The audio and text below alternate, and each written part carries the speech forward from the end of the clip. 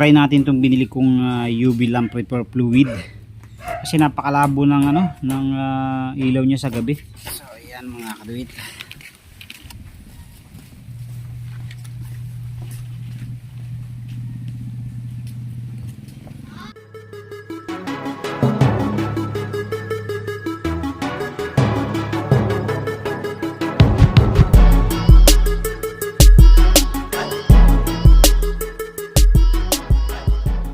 yo, what's up mga kaduit? Ayan, welcome back dito sa ating YouTube channel. Kamusta po kayo? Isang mapagpalang umaga po sa inyong lahat. At habang malamig pa ang panahon ay try natin itong binili kong UV lamp repair fluid. Ayan, check natin yung sasakyan natin kasi napakalabo ng ilaw niya sa gabi.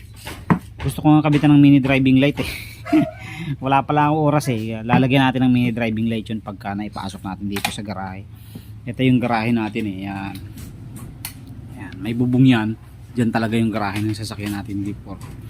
So ngayon pag pinapasok natin dito kahit gabi magagawa natin yun. So punta muna tayo at ating testingin kung effective nga ba talaga. Subscribe to my channel and also press this bell icon. Ayan mga kaduit, tanggalin muna natin ang cover.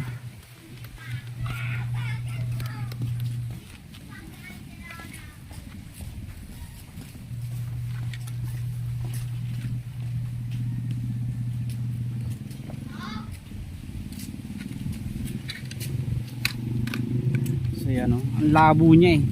Sa gabi talagang nung nagtagaytay kami, pagbalik ko ng mga alas 8 yata ng gabi yun, alas 7 pasado na, mga 7:30 na kami umalis. Ang labo, grabe labo. So susubukan natin to kung kakayanin niyang itim-itim na yan. Pero pag hindi kinaya, merong malapit dito na nagdi-detailing ng ilaw. Papadetail ko na lang yan para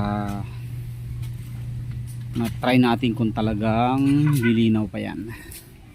So pero for the meantime, tayo muna ang magte-testing kung kakayanin natin mapalinaw yan para hindi tayo masyadong mahirapan. Tapos ang target ko, kahit maging baduy man, maglalagay ako ng mini driving dito sa side na to. Hindi naman siya masyadong halata eh. Maglalagay ako dito magkabila. Meron ako mini driving inalis natin sa Inmax Firefly yun, malakas talagang bumuga yun. So dito ko siya ilalagay ang target ko. I-mount ko na lang dito. Kahit ibutas ko na lang siya dyan eh. Bubutas ko na lang siya dyan. Tapos itutornilyo na lang natin isang side. Yan. So nahihirapan ako eh. Sabagay hindi naman tayo lagi bumabiyahe ng gabi, pero mas maganda pa rin yung maliwanag.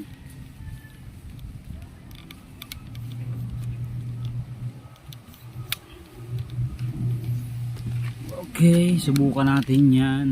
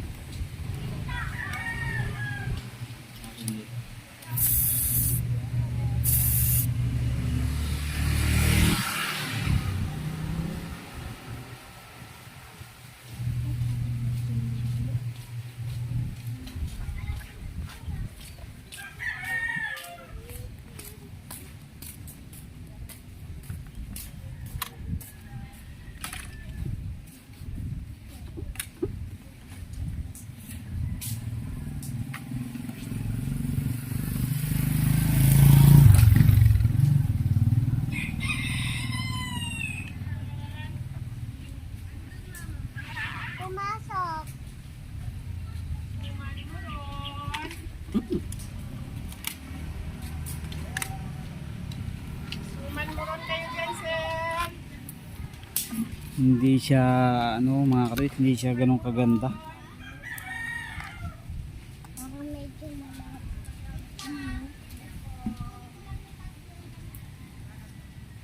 Kasi yung ano niya mga kadit, yung plastic niya parang nasusunog. Pang ano lang yata to eh, pang glass lang eh. Hindi siya pwede sa ano, plastic. Kasi yung cover nito parang plastic oh. Hindi siya bubog.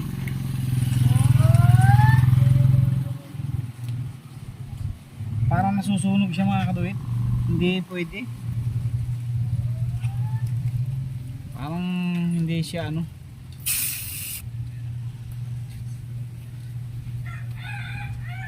Nagtigalagay mo ng ano na parang unting lumalabo. So, di sa Parang pinapalambot niya mga kaduit yung plastic. Hindi siya. Parang mas maganda pa ang brake fluid dito eh.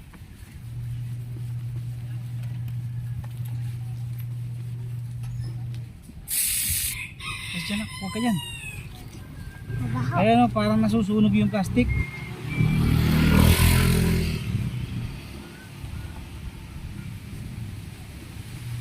Di parang lumalabo. Di parang malabo na oh.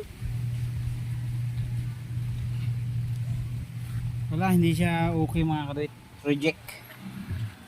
Reject. Hindi siya pwede. Try ko yung brake fluid na lang. Kasi mas okay pang gamitin yung kaysa dito. Nakalang na. So ayan mga kaduit, hindi na natin itinuloy. Kasi parang nasusunog yung ano niya.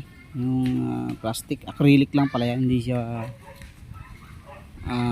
glass, kaya hindi siya applicable.